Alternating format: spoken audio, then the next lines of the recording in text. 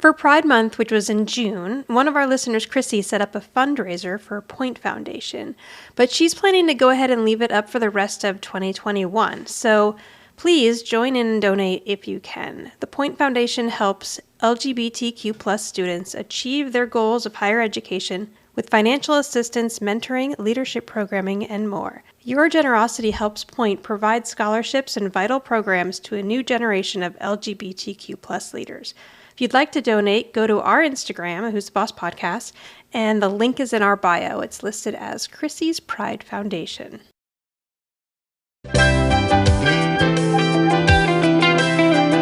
You and me? Why? Why? Well, why? Why not? I mean, a woman like you deserves a night out on the town. You mean a date? Yeah, a date. Why? Why? Well, because we've never done anything like that before. Oh, yes, we have. Don't you remember? Jonathan fixed us up at that restaurant, Chez Renee. Yeah, well, that was a misunderstanding. What about last year's ad awards? Well, that was business. What about the time we went to see 101 Dalmatians? That was a cartoon. What about the time... All right, fine. Let's not go out on a date. We've been out on millions of dates. Well, we never have been out on a date. So do you want to go or what? Hello. Welcome back to Hey, yo. Oh, hey. the Who's the Boss Podcast. I'm Tori. I'm Kevin. And we are here to rewatch and discuss every single episode of Who's the Boss. I'm going to apologize in advance. You're going to have to bear with us today. Multiple problems. So I got a new computer and I can't use GarageBand anymore. So I'm trying to record this on Audacity now, and there's just been a bit of a learning curve and different inputs and latency issues and all sorts of garbage that I don't know anything about. So that's the first problem. Yeah, and our neighbors are having a really loud party, which you're probably going to hear. And our cat's just the general asshole that he normally is. So, but we're going to pull this together because it's 10 o'clock and we're going to do this. On a Sunday night. Yeah, but at least we don't have to work tomorrow, which is nice. I know. Like, Okay. Apparently our neighbors got that memo, too. Right, yeah. And That there's no work tomorrow. if we stop and start this, I don't even know how that's going to work. So let's try to not have to stop that Okay, much. all right. Then I probably won't talk much. Okay, but I do want to play a voicemail because we got a voicemail. And I would play AV saying, we got a voicemail, but I don't know where that file is. Yeah, and we don't so know we're not what's going to be able to happening. do that. So Okay. here's the voicemail. Hi guys, my name is Renata. I am from Mexicali, Mexico. Well, I started watching Who's the Boss like 4 weeks ago.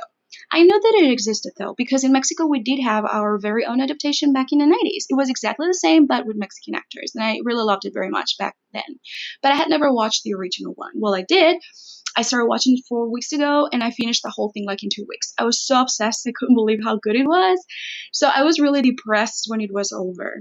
So I decided to rewatch from scratch. And that's when I found your podcast, which has been a great help because every time I watch an episode, again, because I'm watching for the second time right now, I listen to your podcast and I'm like, whoa, I'm discovering things that I didn't notice when I watched the episode. So I want to thank you for doing this. I'm a big fan of the show, a big fan of Judith Light, especially. I love her acting, and well, Tony Danza was very cute as well. So thank you so much, guys, and I'll keep listening from Mexico. Bye.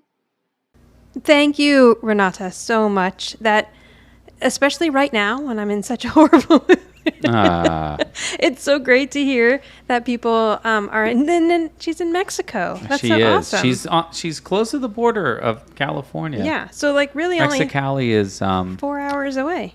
and it's like north of her is Calexico, which is in California. But like it's literally I don't know where she is in Mexicali, but she's pretty close to the border. Yeah, cool. Well, thank you so much, and I'm so glad that you found us and that Yeah, it's great. you're enjoying our ridiculous little commentary on this show. And I'm excited that it's another new person that has found the show. That's right. And watched it because, if they're going to do this reboot, we need to get more people on board, more new watchers on board Right. watching. So thank you. And I got your question on the YouTube channel, and I will answer it as soon as we're done with this podcast. And I know you know what I'm talking about. Okay, so the episode we're going to cover today is Season 5, Episode 15. The title is called First Date. It first aired on Tuesday, February 21st, 1989. And the TV Guide summary says, when Tony discovers that Angela hired an escort for a business dinner, he asks her out on their first real date. All right, what's your... Oh, my, yeah. All right, so Mona feels both offended as dating role model and as a failure as mother. Sorry, I'm just reading the words.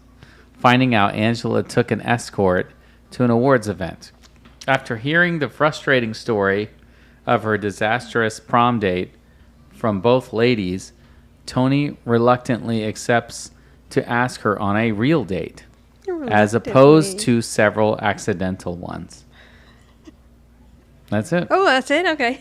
Yeah, that's over with. I'm sorry. I should have warned you. Reluctantly. He is kind of reluctant. He is. I have mixed feelings about this episode. Oh, all right. But Well, let's talk about the writer. So the writer is Daniel Palladino. Mm-hmm. This is his first episode.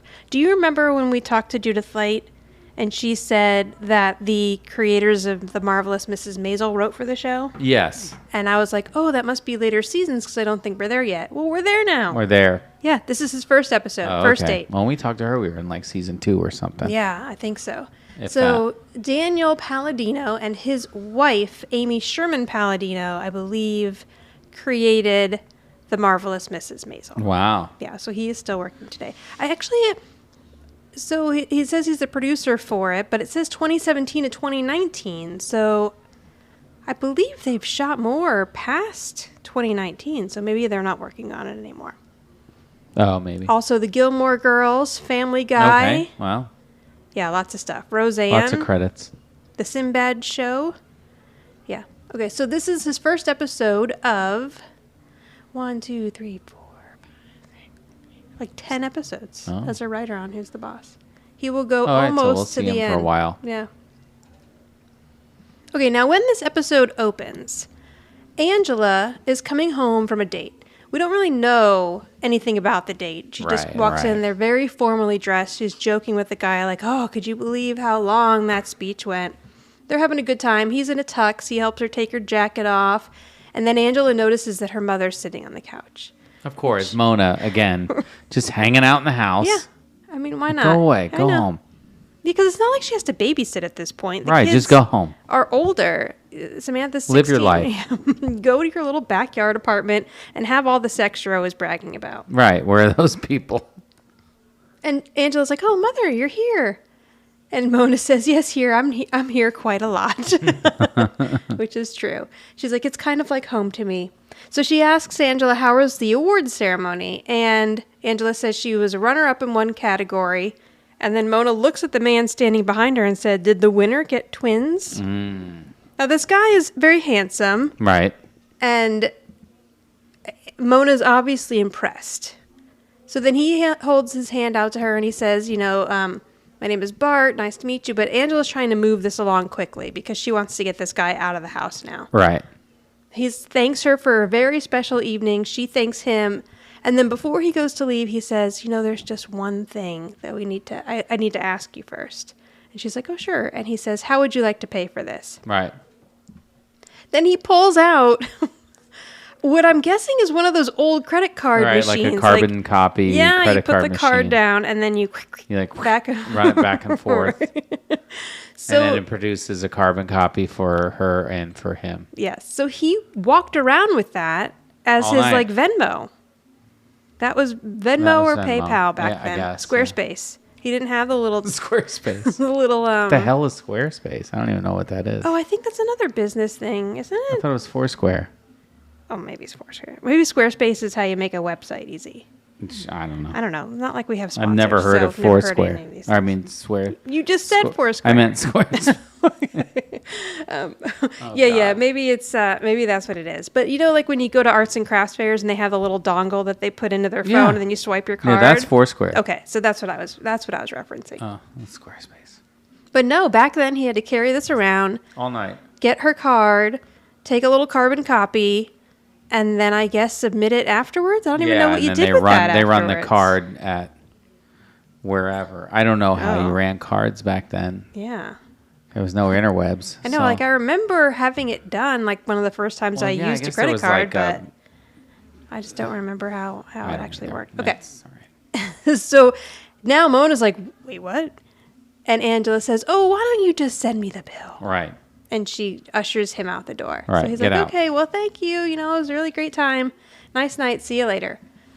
So as soon as he leaves, Mona is like, Angela knows she's in for it. And Mona's just staring at her I know. like she cannot believe Mona what shouldn't have happened. been in the house, though. In all honesty. Like, what are you doing? And Angela says, Mona says, I'm shocked. And then Angela says, oh, mother, single women executives hire escorts all the time. Is that really? I don't know. So I had- maybe. I What do had we know? never actually heard of, and I mean, I don't know much about escorts, but my thought is that normally it's someone that you hire for sex. I did not realize that there would be any kind of business for hiring an escort without sex, like just for a date. But maybe that is a real thing. I've never actually heard of it. I don't know. I mean, who knows? But I guess, I mean, it doesn't matter because they needed it for this plot point. So I'm sure it's happened at some point. Like, maybe women really are just asking men to go out on a date with them for these kind of appearances. And not like but Angela said, you know, like she could have asked, I don't know, Jack or somebody at the office, but she says everyone was busy. So, okay, she says Ridiculous. yes, everybody, people hire escorts all the time. Then Mona says, I'm not shocked that you did it. I'm shocked that you got gypped, which I think we realized we shouldn't say anymore, right? No, I think it's okay. Oh, it is okay. Yeah, I think Okay.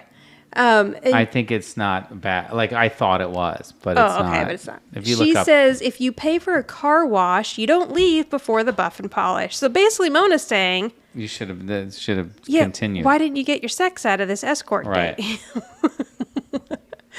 And Angela says, I didn't hire him for a buff and polish. And Angela, I mean, I do feel like Angela's, you know, she's got a good open mind on her as far as when it comes to sex and stuff. It doesn't seem like a prude, but having sex with a escort, I think, is even too out there for Angela. Not to mention that it's technically illegal. But I'm guessing that this whole escort service, if you're not having sex, isn't illegal, because otherwise I don't think Angela would have done it. Right. So Angela says, listen, everybody was busy, including Tony, and I was not going to go to this thing by myself. And Mona's like, you know, okay, I get it, but I just really would love to see you on a date with a real person, like for real. So again, establishing that Angela hasn't dated in a while, in addition to Tony, who we already know hasn't dated in a while. And Angela's like, you know, I've just been so busy, I don't have time to meet men. And Mona says, tell me about it. Your bedroom could be turned into a sensory deprivation tank. I know. So mean. I know. And then she's like, I'm perfectly comfortable with my life. But it's not like Angela's just going to have a string of men going up to her bedroom in the same she's not across Mona. the hall from where her son sleeps. Right. Yes. And Tony's daughter and Tony for that matter. But Angela says, you know, I am perfectly comfortable with my life just the way it is. And if you tell anyone about this, I will make an orphan out of myself. And just then Tony walks in the door. So I guess Tony couldn't go because he must have been studying for a big test. All right. All 'Cause right. he's got Because books in Tony's his hands. College. I forget. Yes, he's in college and he's got his little books in his hand and he looks like he was studying. He asks how they were going, he asks her how the awards banquet was, and she's like, oh, it was fine. And then she starts trying to quickly cover, like, oh, I took an associate of mine, a terrific guy named Brad. Right. And Mona says, Bart. Right. She doesn't even remember the name. She's like, oh, yeah, yeah. I mean, it looks like her and Bart were having a nice time. They were, you know, joking and stuff on the way home. You would think she would have remembered his name. Right. But they had to get that joke in. And So she's like, oh, he likes it when I call him Brad. Okay, well, good night. And she runs upstairs. And Tony's like, what's with her? And Mona says, I can't tell you, but if you were to guess, I would let you know if you were right or not. And so Tony's like, what? And before he can even ask or try to attempt to guess, she just blurts out, Angela paid a man to take her out tonight. And then Tony's like, wow, I worded that perfectly because I got it right. Right. He didn't even ask anything. Mona says, my own daughter having to hire an escort. And Tony kind of can't believe it either. He says, Angela's so funny. She's beautiful. She's smart. She's beautiful. I think he said something twice there. Mona says, you said beautiful twice. And he says, well, she's 2 times as beautiful. And nice. he says, what I mean is any man would be proud to take her out. And Mona's like, if she could find a man. Really laying it on thick here. And even Tony's like, it's a little strong. And Mona's like, when the escort left, she was trying to be really cavalier about it. But I knew that underneath that facade, she was hurt. And then now Tony's like, well, what can we do to make her feel better? So Mona decides that Angela would feel better if she could restore her self-esteem by going out on a date with an attractive man. With a man who thinks that she is attractive as well.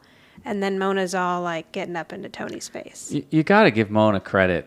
She's trying. We are 5 seasons in, I know. And she's still trying to get them together. Yeah, okay, so She never gives up. Let's rewind here a bit. Okay. Yeah, so this is 5 years in now. They've been living together. Right. The 2 of them have already admitted to themselves, possibly each other, in a roundabout way, that they are in love with each other or have strong feelings for each other. Sure.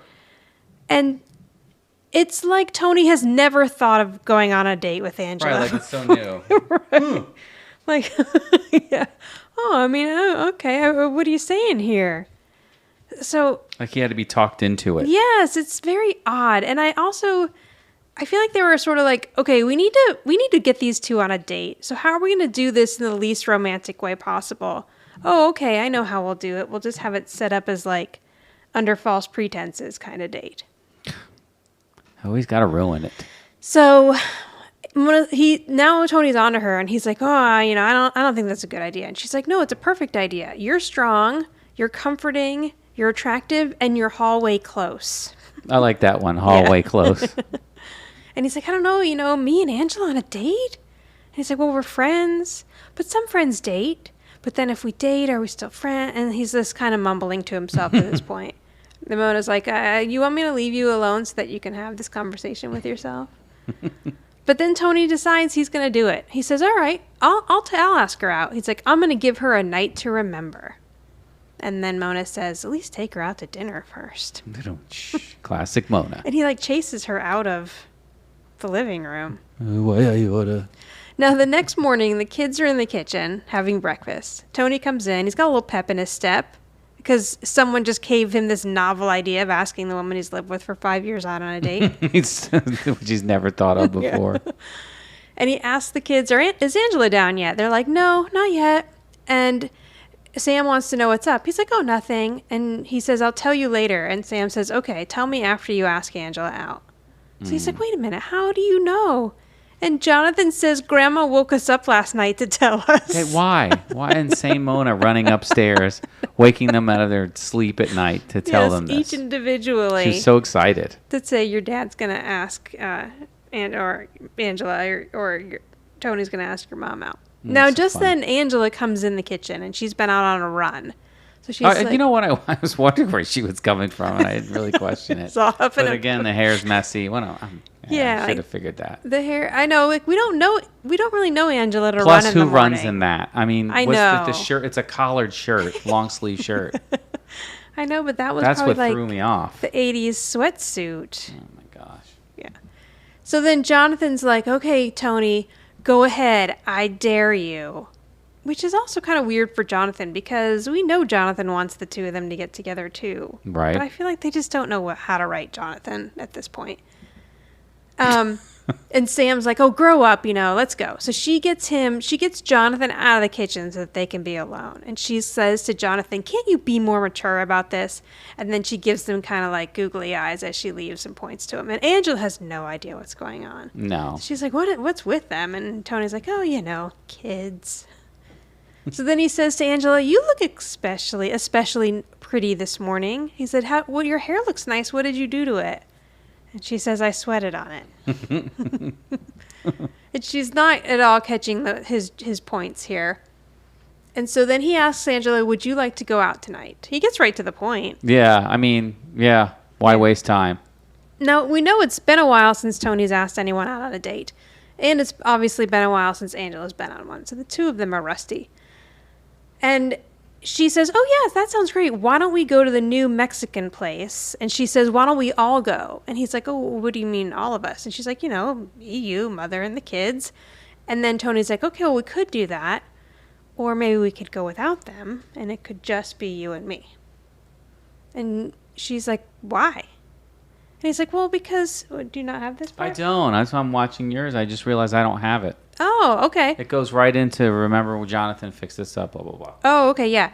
So the first time she says, why? And he's like, well, because, you deserve to go out on a date, and that's not something that, you deserve a night out on the town. Yeah, night on the town. And then she's like, you mean a date?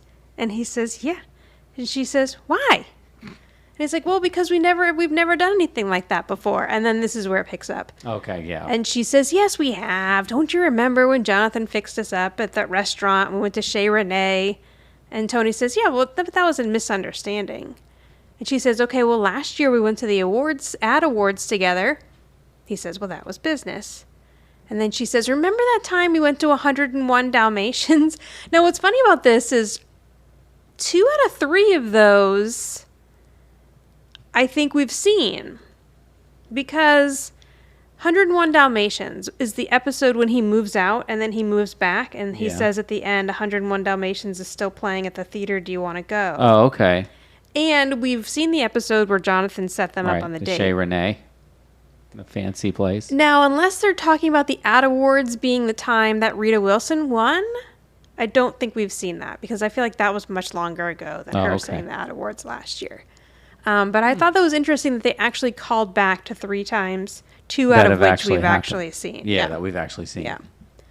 And then Angela's like, well, okay, we actually, Tony's like, oh, yeah, okay, whatever. Then we've been on plenty of dates, let's not go on a date. And then Angela realizes what's happening. And she's like, oh, well, we've never actually been out on a date, so... okay. And at this point, he's just kind of annoyed with her. And he's like, okay, great, thank you. So they're looking, they seem like nervous around each other.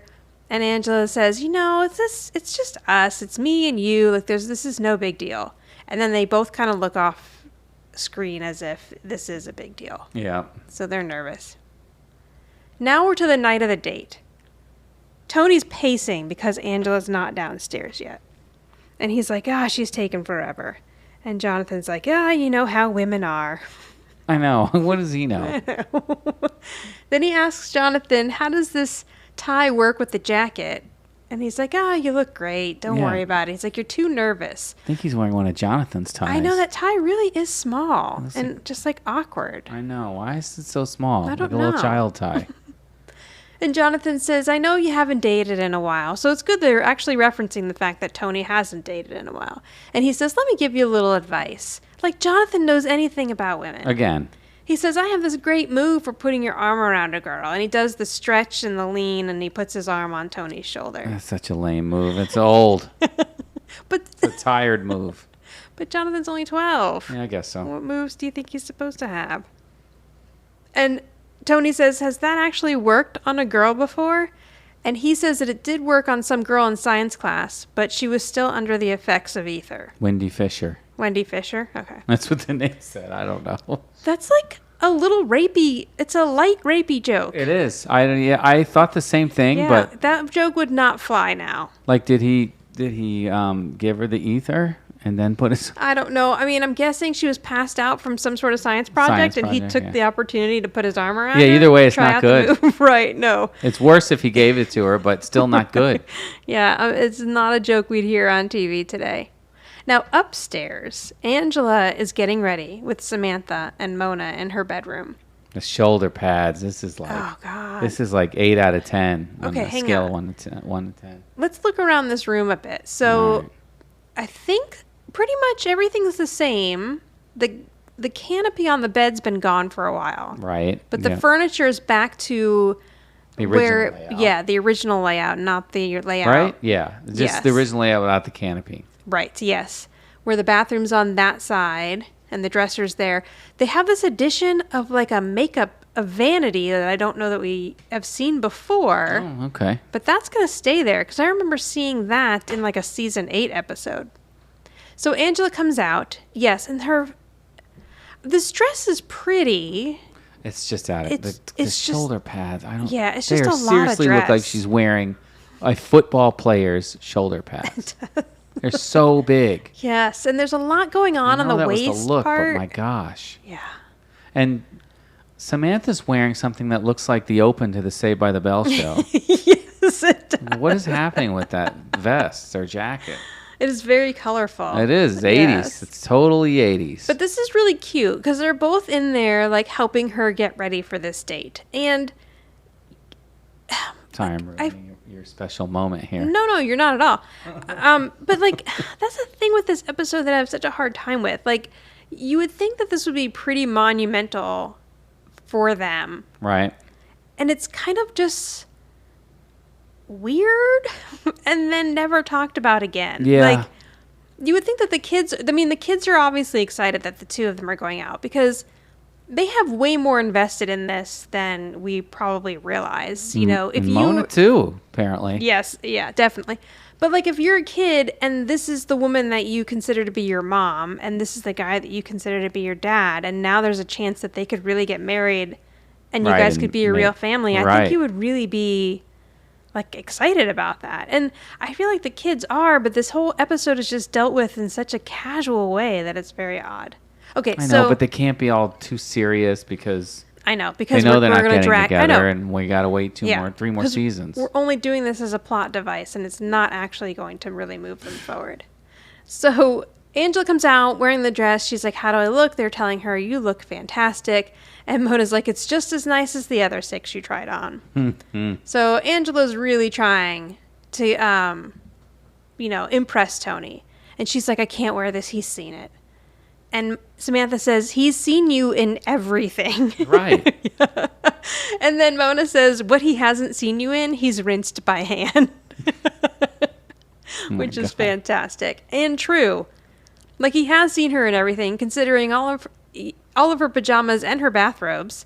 And the only stuff he hasn't seen her in is her underwear, Right. which he has to wash anyway. Right. So she's like, "Okay, no, this isn't going to do. I'm going to go change." And then she says to Samantha, "Go downstairs and tell your dad I'll be right there." And she's like, "No, because I'm not going to lie to him." And Angela's knows. like, "Just try." So she says, "Okay, oh, hang on. There's a super creepy doll in the corner of Angela's bedroom here."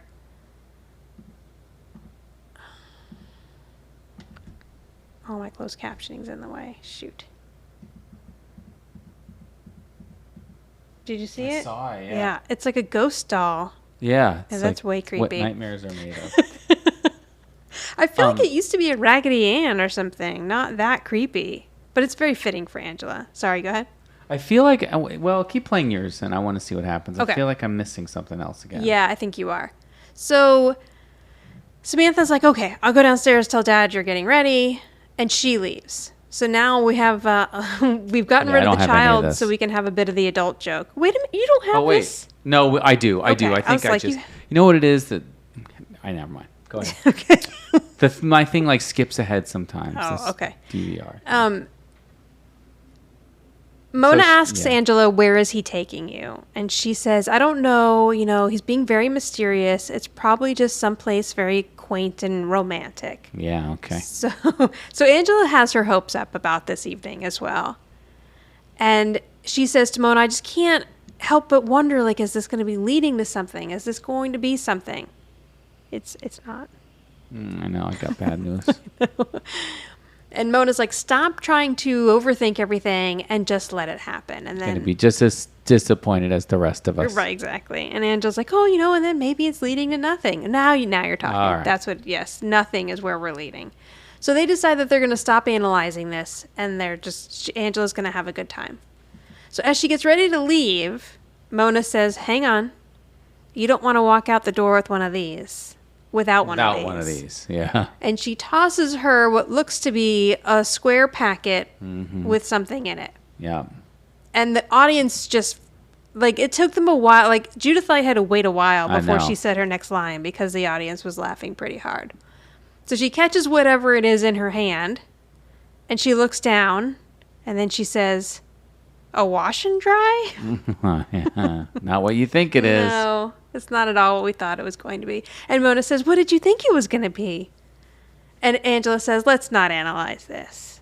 I like that she thinks, and it's completely in character for Mona to have just handed her daughter a condom that she was going to use, in the car? When she's 39 years old. I don't Right, like why does she need to carry it around? Right, or maybe she was hoping that she would just bring it back to the bedroom. Yeah, the Let's hope just leave is it on that the it's going to nightstand. go down upstairs, so you better keep it there. Yeah, just leave it on the nightstand. Now, Mona comes down the stairs. No one's having sex in that room. Mona's coming down the stairs, and she introduces Angela. So they really are making a big deal out of this. I know. As if it's really going to lead to something. Angela comes down, and she does a little twirl, and then Mona says, don't milk it, dear. Because you only get Mona to be nice to you for, I know. 20 seconds out of every minute. So Tony says, you look beautiful. Beautiful. And Angela says, should we go? And he's like, oh, hang on. 1 minute. And this part's really cute. Like, here's the Tony, I think, that set up her prom night, and does all these sweet things for Angela. He runs outside, and then he knocks on the door. And she's like, oh, she sees what he's doing. So she's like, who is it? And she opens the door, and now he's standing there with some flowers. That was very cute. He started strong, and it goes downhill. Smooth. Yeah. So then she lets him in the door, and she thinks it's very sweet that he has flowers. He tells her, you have such a lovely home. It's so clean. And then Angela's like, okay, well, should we go? And then he looks over, and he's like, wait a minute. You didn't tell me you had children. And he's like, I guess I could learn to love them. And then Mona and the kids yell for them to leave already. Get out of here. Yeah. Go. All right, now let's clock this date. So they've now left. They're on their way. Right. The next scene we see is them getting to a comedy club. Now, okay, I can see Tony maybe trying to do something different. Like he gets an E for effort for planning something that he thinks is going to be interesting. Yeah, that's what I think. But I do think he's got to know Angela better than this. Like, he has to know that this wasn't what she was probably expecting was going to happen. So they get to a comedy club. And he's like, I hear that this place is such a great time. Even the waiters are funny. And he says, is there something wrong? And she's like, oh, no, I just, I wasn't really expecting a comedy club. And he's like, well, are you disappointed? And she's like, no, it'll be fun. This will be fun. No, she's disappointed. Yes, exactly. So a waitress comes by, and Tony says, can you get us a table up front? Because this is a special night for us. And the waitress says, some cash. I don't know what he gives her. Oh, yeah, you're right. The waitress says, then what are you doing here? But he thinks this is all part of the bit, so he's laughing. He thinks she's hilarious. But she's not joking. Oh, hang on. You know what I forgot to do earlier? What? I forgot to say who played Bart, one, but also, okay, so this actress is Bettina Devon. Yeah. And she is still working today. Oh, okay, great. Yeah, I looked her up earlier. 2021, she has like 1, 2, 3 things coming out. Oh, good. And nothing that I really would recognize her from, but still working. I don't think. And then I forgot that so Bart is Marshall R. Teague, and he is also still working today. He's got a few things coming out also in pre-production. Oh. And then there is some stuff that people may recognize him from. 49 episodes of a show called American Heiress. He was in Walker. I don't know. It was 2007. He was in Walker, Texas Ranger, Babylon 5. So I don't recognize him, but I think that people probably would recognize him. Days of Our Lives, Generations. So a few things. Okay. So she brings them over to a table right up front. And Tony's already laughing. He thinks that the joke about her thinking that they shouldn't be there is hysterical. He's laughing all the way to the table. So he's excited that they're right in front of the stage, and he says, nothing's too good for our first date. So they put their coats down, they sit down, and Angela's arm gets stuck to the table. So I guess... So gross. Yes, I guess this is the joke that not only is this a comedy club, but it's like a divey comedy club. Yeah, And- where they don't clean the tables. Yeah. So he's like, so far so good, right? And she's like, oh yeah, I could stay like this all night. And he's like, oh. And then she's like, no, my arm is stuck to the table. So she's like, but don't worry, I'm prepared. And she gets out a wash and dry and then cleans the table off. Yep. So we get the call back to the wash and dry pretty Yep. early in the date here. Yeah, it's gone already. Yep. Thank God she had it. And she like so daintily wipes up the mess on the table. So then Tony asks her how work is. And she's like, hey, you know what, Tony? Since this is a date, let's try to not talk about work. Let's try to not talk about kids. And let's try to not talk about school. Well, here's the problem with Tony and Angela at this point. They're already married, whether they realize it or not. Right. And when you go out on a date as a married couple, you don't have anything else to talk about. No, yeah, it's sad. Right? I mean, we always end up talking about the kids, even if we try not to. Yeah. It takes a lot of effort and drinks to get to a place To get to where you can talking find about- conversation at this point that you haven't already talked about 600 times. True. What, That's true. Miles? So he's like, okay, great. Perfect. No kids, no school, no work. And Angela says, I'm sure there's a ton of things that we need to discover about ourselves. He's like, oh, yeah. I've never told you the funny story about me and Joe Garagiola. I think. I think you're right. And then Angela says, no, you haven't. You've told me the story about how you stepped on his foot, but what's the funny one? That's unfortunate. And he's like, oh, that actually was Never the mind. story. So then they're like, okay. And Angela says, I bet you don't know what my middle name is. And he says, it's Catherine. And she says, I bet you don't know why it's Catherine. He says, it was your maternal grandmother's name. Middle name, yeah. Then she says, okay, what's my favorite color, favorite author, favorite Beatles song, and favorite color? And he knows them all. Jane Austen, Hey Jude, and Green. He even knows the shade, which is emerald. Wow. Yeah. So then she says, so now she digs deep. She's like, okay, when I was 7 years old, our gardener, he says, Ben, gave me a kitten, little black Persian, one eye crossed. And she says, what was the name of, and he says, Little Whiskers. And then she says, the gardener's wife. And he says, Ben never married. Wow, he knows a lot. He knows it all. So they really do know everything about each other at this point. And she says, wow. He says, wow, this is scary. Wow. And she says, yeah, but it's also kind of nice. And he's like, yeah, but it's still scary. So then, a little drummer plays like a small riff, and a guy comes running out onto the stage. Yeah. And the sign lights up behind him that says, Gutbusters. He introduces himself as Andy Drake. And Tony is already laughing. All the guy does is come out and introduce himself. And Tony just starts hysterically laughing for Trying to sell absolutely it. no really reason. Yeah. And this is where things really start to go downhill for Tony. So this actor's name is Tom Villard. And yeah, so I had no idea, but you discovered that he has passed away. Yes. Yep. Passed away in At 40 years old in 1994. 94. And he has a very recognizable face. Like I He did- remember well, him. I remember him I remember him in My Girl, Shakes the Clown. He's in, which I remember him. And One Crazy Summer, I totally remember him in. So I know I remember that movie, but I don't remember him. I mean, I'm sure if I saw him, I would recognize who he played in that. He was also in an episode of Taxi. And he was in Grease 2, which I love, which is the Oh, yeah. If you The saw it now, you lesser-known probably Grease. wouldn't know. The lesser known. That's what we'll refer to it as. The lesser known Grease. With the well-known Michelle Pfeiffer. Yeah, and the movie My Girl and a couple episodes of Golden Girls. But yes, so he died in 1994 at the age of 40. It's very sad.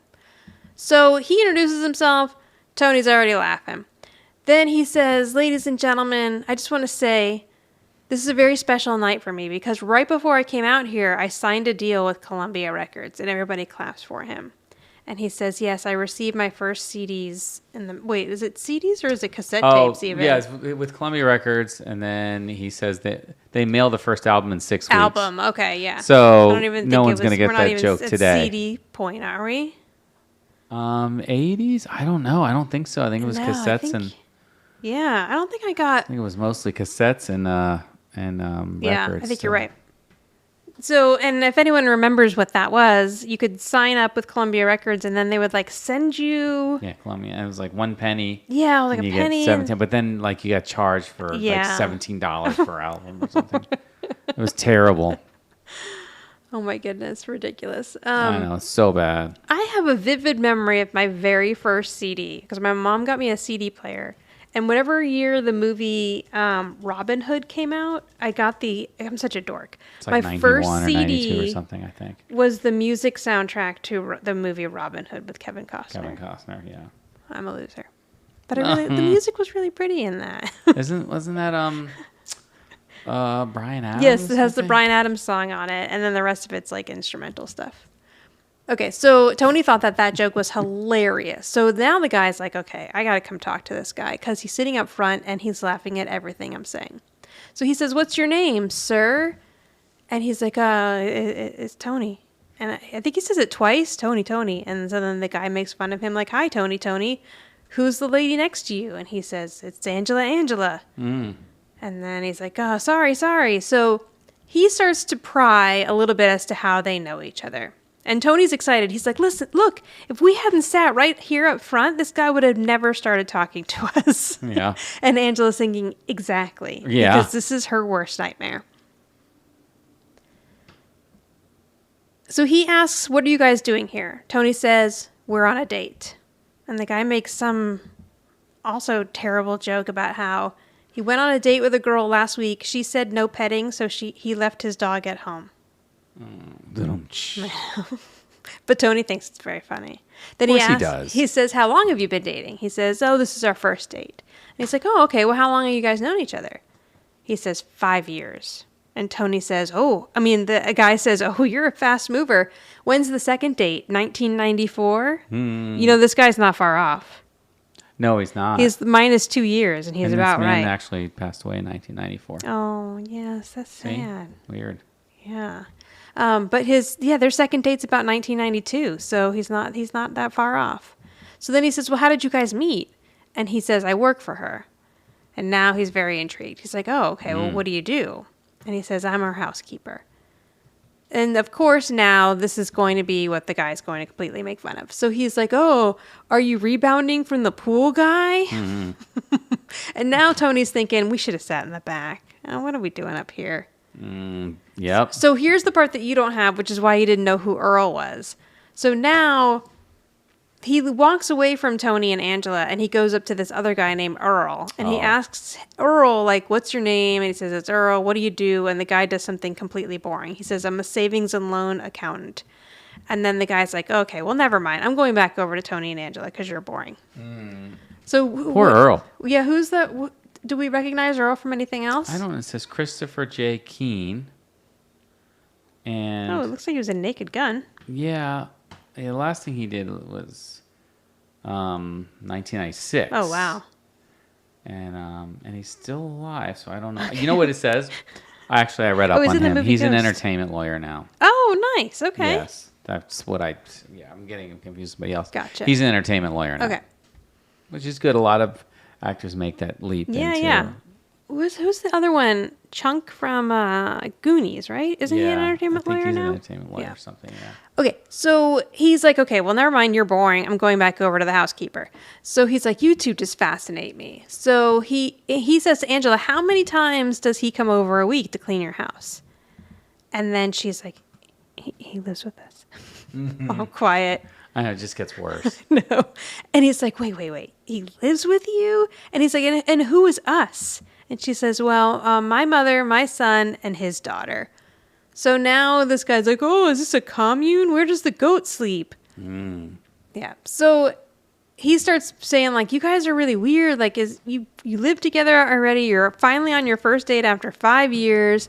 And now Tony's getting mad. He's like, oh, there's nothing weird about our relationship. And then he says, well, why are you even on a date then? Like, what is the occasion? Did you get a new vacuum cleaner? And Tony... Did you get a new vacuum cleaner? And Tony says, no, there's no occasion. Just Angela hasn't really had a chance to get out and meet anyone. And she hasn't been on a real date in a while.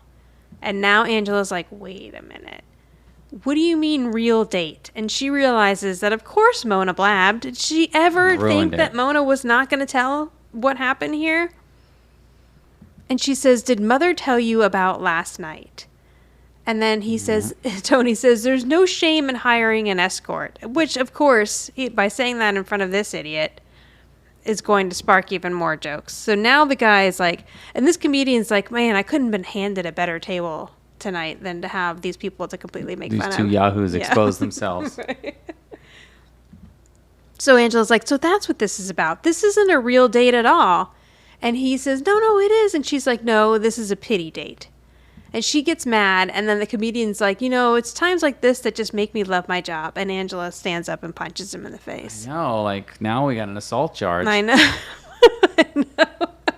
And that guy just goes down like a ton of bricks. Yeah, he hits the stage and doesn't get up again. Yeah, he's out. And Angela grabs all her shit and leaves. And Tony's all concerned about him for a second. Yeah, and then he's like, you know what, I should probably just go chase her out instead. Okay, so how long do you think they were there total? They got there, they sat, right? Yeah. 20 minutes? Not long. Then they get in the car and they drive home. So at home, Mona and Sam are sitting on the couch, and Jonathan comes running down the stairs, and he's like, they're back. Let's see what happened. Guys, it's only been a half an hour. This obviously was a horrible date if they're already back. Yeah, maybe the place was far. I don't know. So then they want to know if they kissed goodnight. And Mona's like, no, we can't do that. You got to turn the lights off first so that you can see outside. So they're all standing there looking out the window, hoping they're going to catch them kissing goodnight. And the door comes flying open. Yeah. Didn't go well. And what does he say? They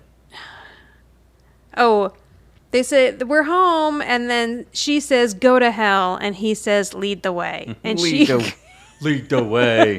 And she passes him and goes upstairs. And Aunt Mona says, what a waste of a wash and dry. Funny. Yes. Because the joke is still there. Yeah. The condom joke is still there. Bringing it back. Gosh, this episode's almost over. I know. It's really interesting how, like, it's the same amount of time as a regular episode, but I feel like not a lot happens in this episode.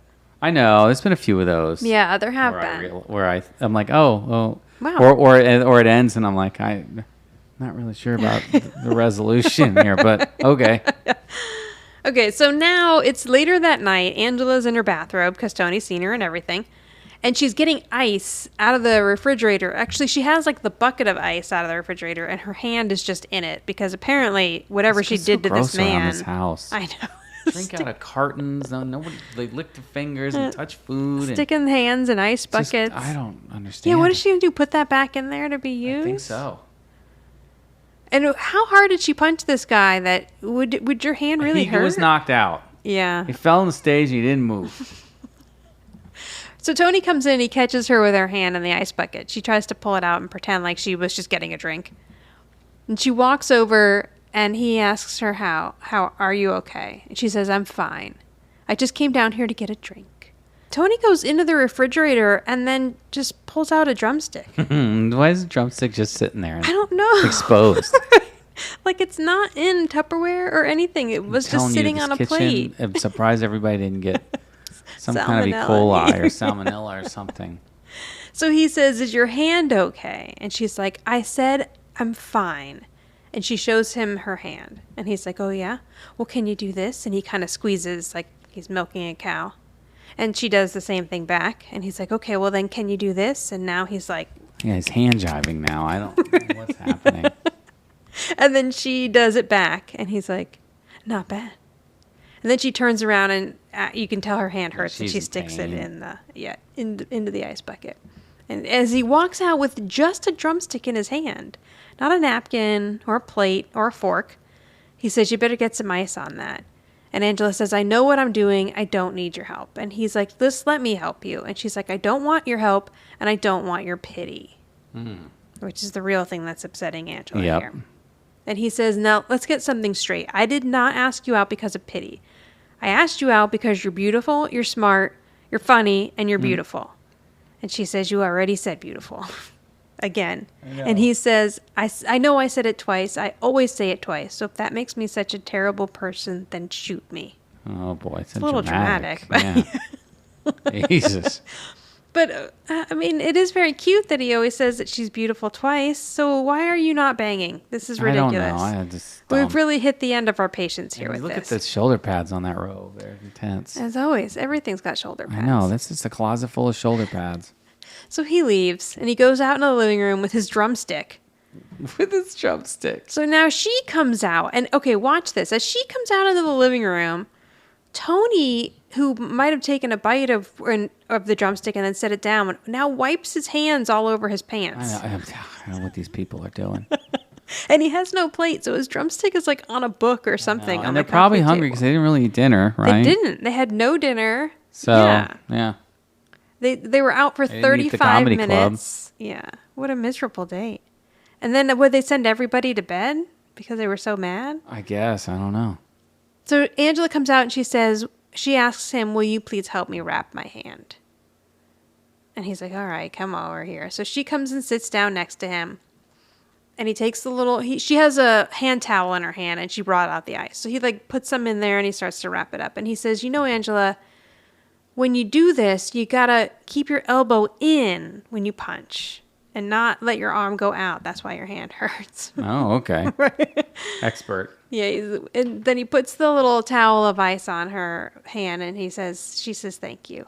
And then she asks him, do you think that you'll ever ask me out again? And he was like, He's really thinking, And then she punches him in the arm. And he's like, okay, that was better. See, that time you kept your elbow in. Wacky. And he says, yes, I will ask you out again. So then he notices that the Marx Brothers is on. And he's like, oh, this is my favorite. And Angela says, I know that. I knew that.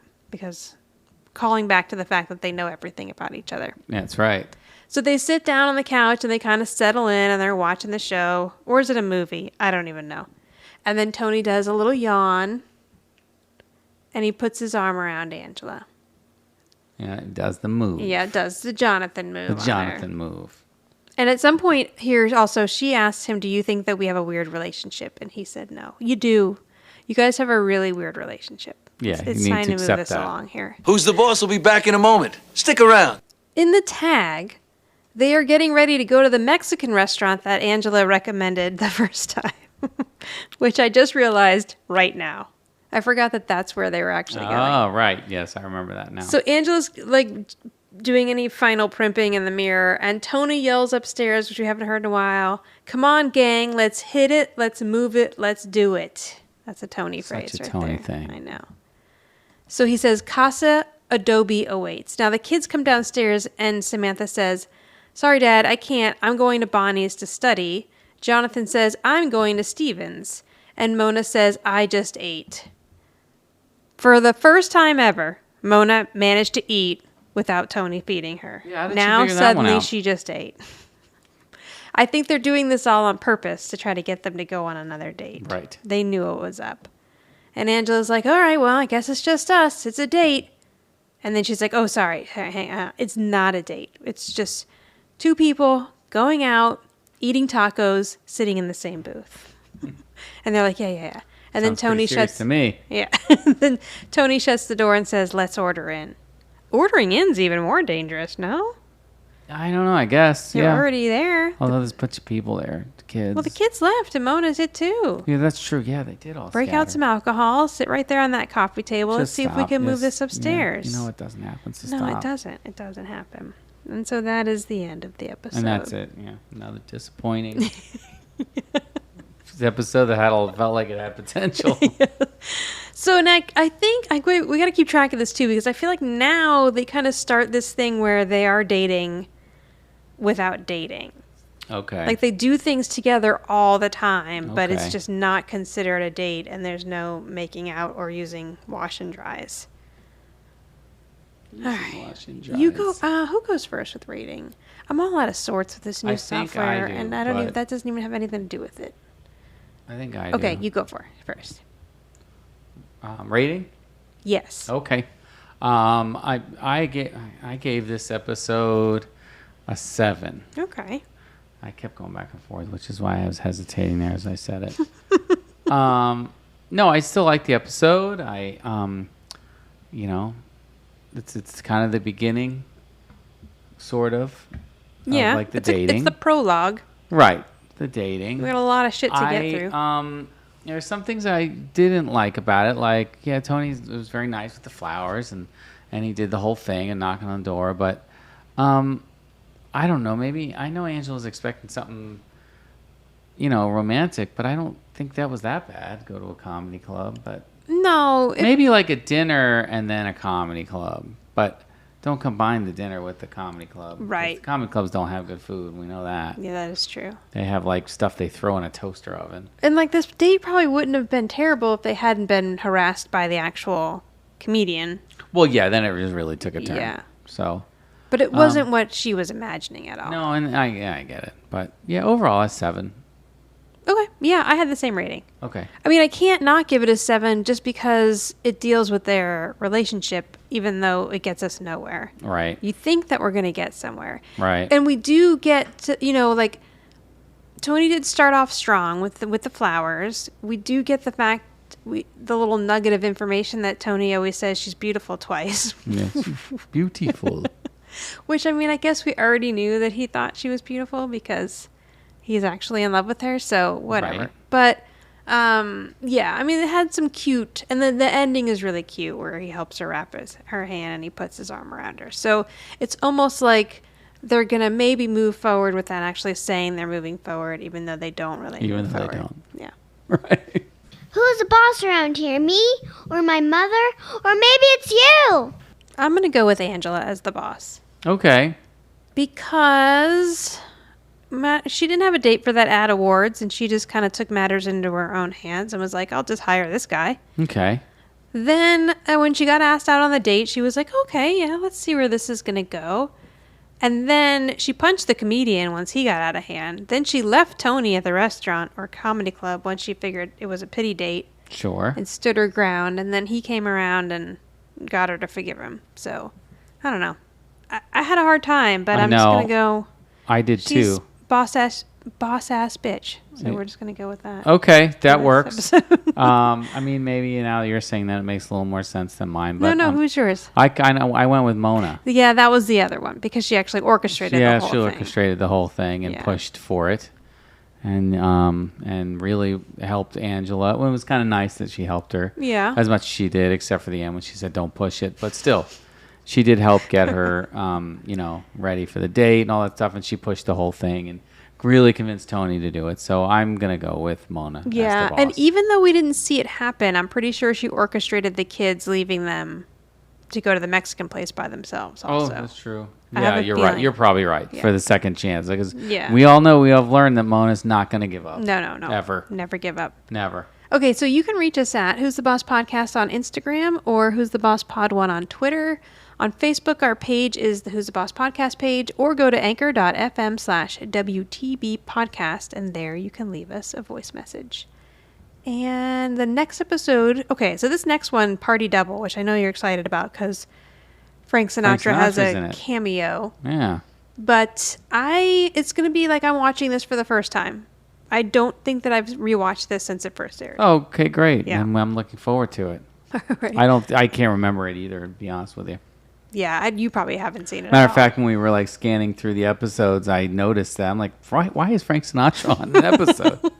So I thought that was kind of Yeah, cool. we'll have to do a little bit of the backstory as to how that came about also. Okay. Thank you, everyone. Bye. All right, bye. If you like this podcast, please subscribe and give a big thumbs up and tell all your friends. And maybe You can tell your grandma, your mother, and your sister or brother.